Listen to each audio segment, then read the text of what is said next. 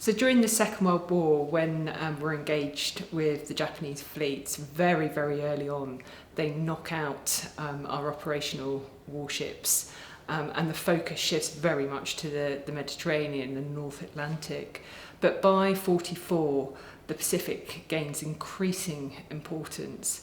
But with the loss of so many of our pre-established bases that we had in the 1930s, the fleet are now having to base themselves around the rim of the Pacific. And this is where Australia gains a great deal of importance for the Allied fleets and the Royal Navy in the Second World War. And Sydney in particular becomes the main operating base for the British Pacific Fleet. And when we're talking with the Pacific, the distances across the oceans are absolutely vast. So the Navy was very used to operating in a way that meant they could call in at shore bases on a regular basis, but the vast distances of the Pacific Ocean meant that they suddenly had to work in a different way. And they learned quite quickly from the Americans, who were used to sort of resupplying their ships at sea, and they began to develop a new way of working and developed the fleet train. So it was based out of Sydney, but again, because the distances were so vast, they had to leapfrog then out to Manus, which became the forward operating base.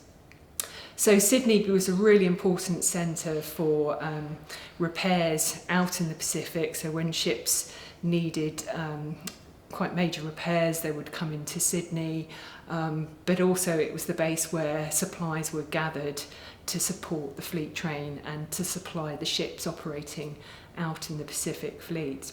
Then later on, once the fleets are successful in defeating the Japanese, Sydney retains, it quickly closes down, but it retains an importance for a little while in terms of repatriating all the POWs that are being swept up as operations are closing down out in the Pacific.